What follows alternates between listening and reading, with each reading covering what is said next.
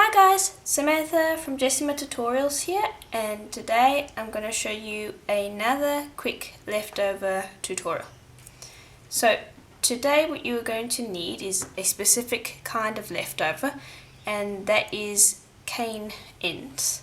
So I did a recent cane, just messing around seeing what I can make, and I have all of these leftover bits from my cane ends that distorted, which is something that you'll accumulate after a while.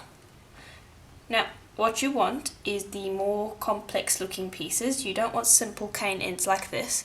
These I find work better in different tutorials. What you want is more cane ends like this and this.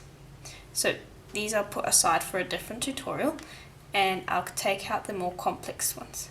And bits and bobs like this won't really work for this tutorial. It's a Mokume Gane tutorial. So I'll put those aside for some other tutorial later on. And you'll want a sharp blade for this. I'm using my Lucy clay blade, as I like how sharp it is. And what you'll want to do is, sometimes your cane ends are fairly thick, sometimes they're thin. If they're thick like this, you'll just want to go ahead and see if you can get some slices out of them. And try and get as many slices as you can.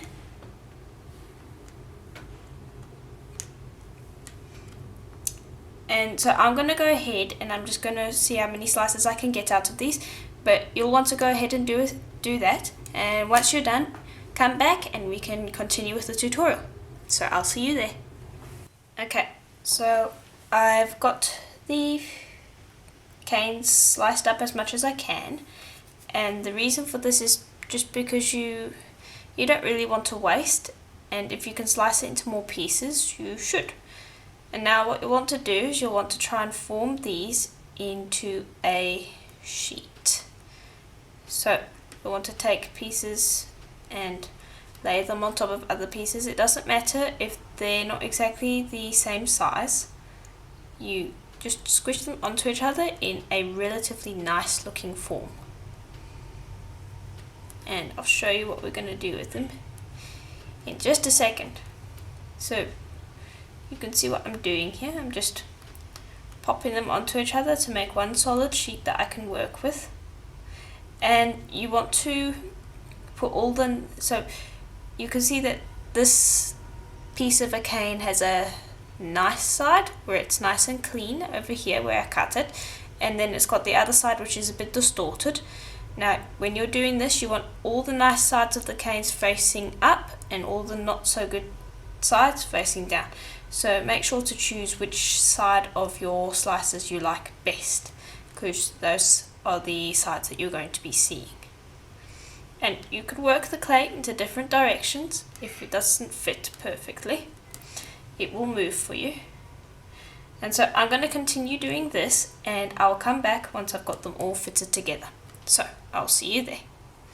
Okay, so I've worked it all together, and now sometimes while you're doing it you might smudge something. Like I have a little smudge over there.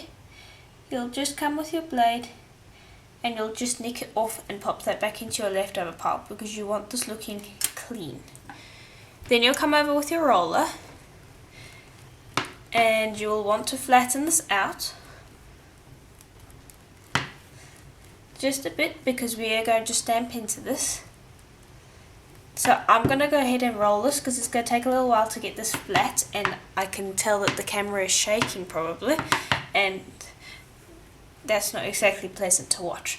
So I'm going to go ahead and continue to flatten this, and once it's flat I will come back and I'll show you what we do next. So I'll see you there. Okay, so I'm just about finished flattening it. Now I can feel that I've still got a few pot marks here and there, which I find is something that you've got to come to expect, because, well, unless you chopped your cane slices perfectly, which I didn't, but you can go ahead and do that if you want. But most of the time your cane slices are going to be uneven, and some of them are going to overlap onto others. Like over here you can see that I've got a little hole over there, and so it's going to distort. But it's it's all in the technique. So what you want to do now is you just want to take that up off your tile, and you're going to want to run this through your pasta machine on the thickest setting. And this is how I get rid of most of the pot marks. So here it is through the thickest setting, and I rolled it from this side to this side. Now I'm going to flip, and I'm going to roll it from this side to this side. And why I do that is because I don't want to distort the pattern too much. Now I'm going down to my 5th setting. My thickest setting was number 7. Now I'm going down to my number 5. And that's what I come out with. Now I'm going to go down to my 4th setting and roll from this side to this side again. And that should get rid of all the pot marks. Okay. So that's what it comes out looking. Now you're going to have some areas that are a little distorted. See if I can fix that up. You just go with your blade and you shave off any areas that you don't like, and this will more often than not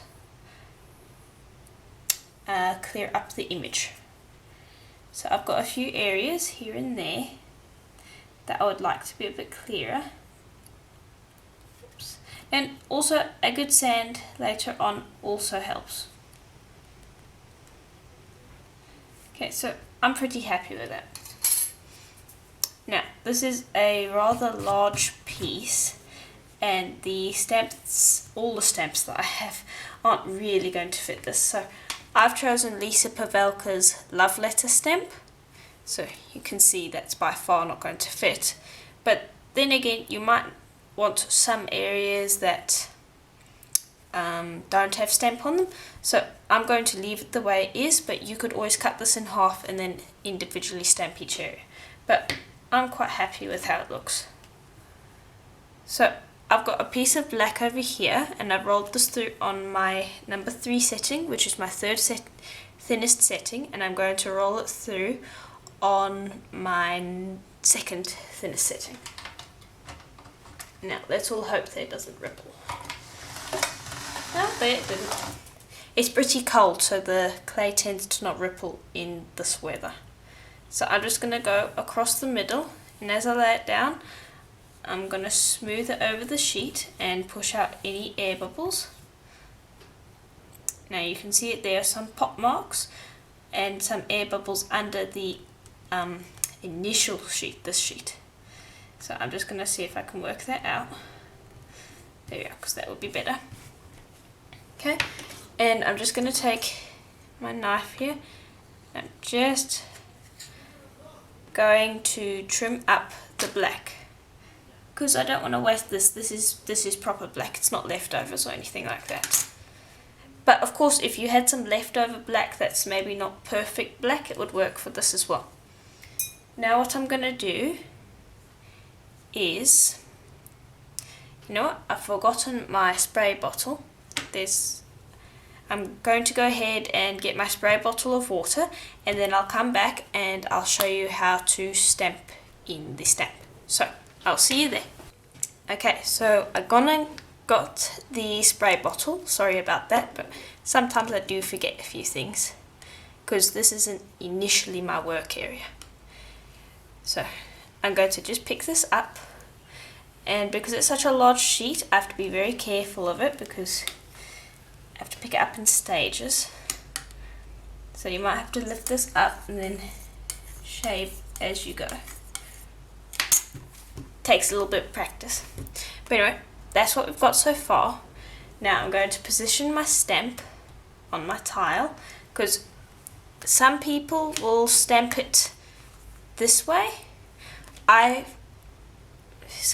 other people do have plenty success with that, but I find personally that I like doing it this way, because then I can feel when it's properly indented.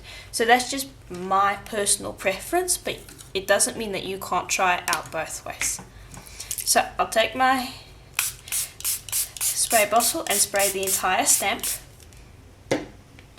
Then I'll pick this up, and I need to look where the black is, and this is why I left a few black fringes, so I can see exactly where the black is.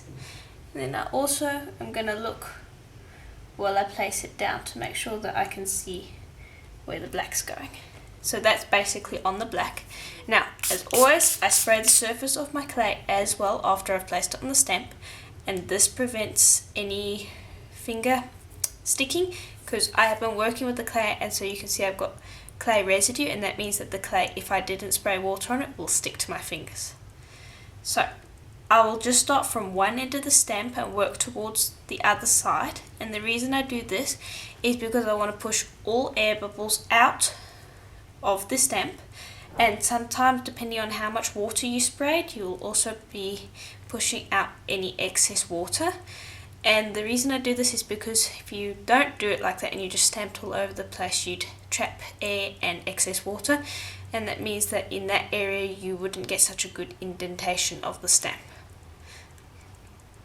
So I like using my fingers instead of a roller because I find that with a roller it's a one-time chance, and the professionals who have practiced bazillions of times do it very well, but I find if you're a beginner, and even now after I've been practicing for quite a long time, I find that it's a 50-50 situation where sometimes I get it right and sometimes I don't, and I prefer to not take a risk. So I like to press it in with my fingers first and then go with the roller. You get basically the exact same effect, but it takes a bit longer. So I can feel that that's fairly well pressed in. Now I'll go with my roller and I'll do a one-time roll because the roller, as you can see there, it will pick up the clay. So you want to put all your pressure on it on that one roll, and if it didn't pick anything up you can go back and roll again, but you got to watch for if it picks up the clay, because once it's picked up the clay you have to lift it up because otherwise you get a ghost image. So I'm going to lift it up, and when you do you want to do it very carefully because sometimes even though you did put water in, it will stick. So I'll just put that aside, and that is our indentation. Now I've got a lot of excess water over the place, and so I want to go ahead and make sure that I dry everywhere properly before we continue. So I'm going to go ahead and dry everything, and I'll come back and I'll show you the next step. So I'll see you there. Okay, so I've gone ahead and dried the back of the clay, the tile and the top of the clay, and I've just gently patted it down to my tile so that it's fairly stuck. Now one thing that I noticed while I was busy drying it is that we have this large black area left, and so I wanted to show you what you could do to fill in that gap. Now I'm just going to go ahead and make sure that I get that right, and I'm going to attempt to press in the stamp. Now I didn't go ahead and dry the stamp, so it's still got water on it. Now this bit is difficult compared to the other one because I find that the stamp lifts up very easily, especially when you've got water on it, and so we'll see how this goes. This could not be so good, but we'll try. We'll see what it looks like. There, that worked okay. Okay, so that fills in that area for me, and what I'm going to do now is I'm going to trim off these other areas, and I'm going to just go pop this back in my scrap pile because there's lots of other things that I can use with these.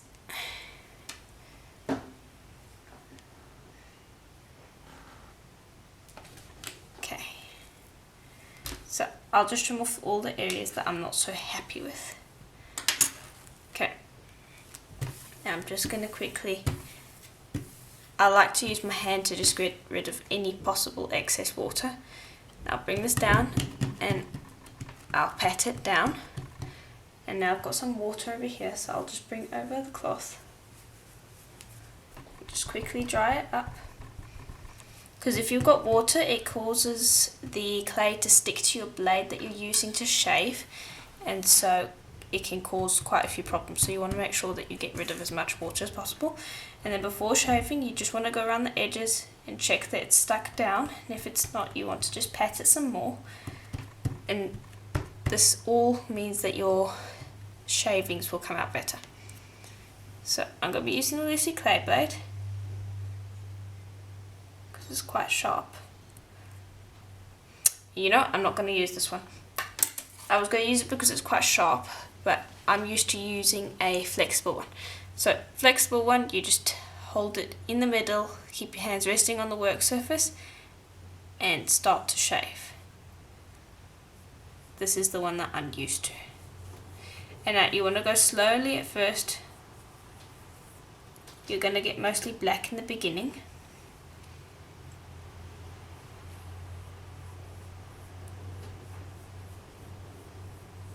So I'll just continue to do this. Now it's better to go slow and shallow in the beginning and make sure that you don't go too deep, then go helter-skelter at it and accidentally gouge your clay. I prefer to take it nice and slow. So I'll just go a little bit more to show you what it looks like on this one side, and then I'll skip to when I've done it, because this is going to take me a bit, because it's quite a lot of clay. Now what I'm trying to achieve, so I'm just going over here so I can show you what it's going to look like, is I want to just have the writing. Now of course, if you didn't want to do the Mokume Gane, what you could do as well is you could just go ahead and get some inks and stamp over the top of this. That would work as well. Now I don't want super clear writing. I find that's very hard to do that with the stamp, to get absolutely super clear writing. I just want the appearance of wavy lines on here because I wanted almost like a beach thing. So you can see here I went a little too deep. So that's basically what I'm going to go ahead and do, because I've already spent quite a bit of time doing it. So I'm going to go ahead and shave down the stamp as much as I want it to, and then I'll come back and show you what it looks like. So I'll see you there.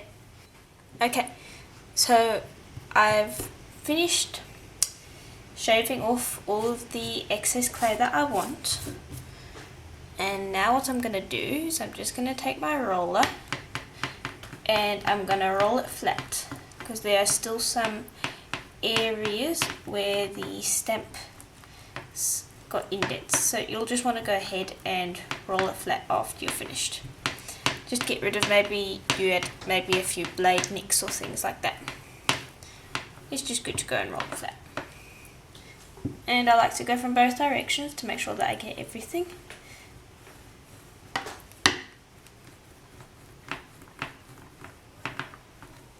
Okay, so that's just about done. Almost there. I really like this one, it turned out very well.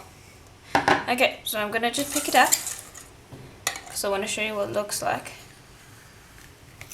Okay, so this is the front half, that's the back half. So this is where the not so nice pieces of the canes were. But this is basically what it looks like. Now, you are going to get a completely different effect depending on, firstly, what cane end pieces you had, because depending on how complex or simple they are, they're going to give you a very different effect. And it's also going to depend on the colour of the clay you choose to put on top, and also depending on the style of stamp you decided to put on. So what I'm going to do is I'm going to go ahead and I'm going to zoom in the camera so I can show you what this looks like, and then I'm also going to bring over a few other sheets that I did beforehand to show you what different looks you can get from this effect, because it's a really fun technique for using up your leftover cane ends. So I'll be back in just a sec. See you there. Okay, so we're zoomed in and this is basically what it looks like. So as you can see, it's just a really great technique. So this is one of my favourite ones so far. But here's another few. I've got them in plastic bags.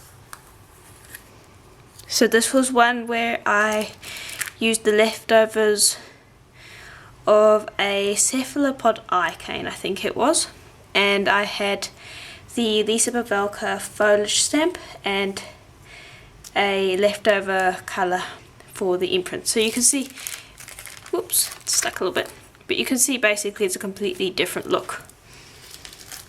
And this one over here I did with some animal print canes I was experimenting with, and I used one of my homemade stamps and white clay, and so that looks completely different. Then I've got another one over here where I had some butterfly cane ends and some leaf canes, and again I used the foliage stamp with this one and some leftover cane looks. And this one, I've got a few in here. This one was done using, I used my blade to imprint some texture into it, and that was using some flower canes. This one as well, I imprinted my own texture, I didn't use a stamp, and that was also using a few other canes. Same with this one, I imprinted my own texture and used a different colour, so that looks completely different. Again, this one was using one of my homemade stamps and looks completely different. Then this was my first attempt at the technique where I just dotted in with some ball tools and some translucent canes in the background. Again, that gives it a completely different look. Then here's another two I have, which I used a resin mat that I have, which has little spikes in it to raise up the resin, the bead that I'm resining, and I popped that in, and you can see that this one's almost got a steampunk look. Then this one was done with different coloured clay and different cane ends, but I used the same texture, and you can see that the two have a completely different look. So anyway, that's basically all of them that I've done. I've got a few others, but those are the best ones that I like. And so you can see that it's a really versatile technique, and it's just a really great leftover technique. I found this technique on Pinterest. I've looked, but I'm not entirely sure who came up with the technique, and I'm not really sure what the technique's called. So if any of you know who came up with it and what the official name for the technique is called, please let me know, as I'd look forward to knowing that. But again, I hope that this was helpful to you, and if it was, have a check at the links below, as there'll be more links to tutorials like this one, and I hope to see you in the next video. Bye for now.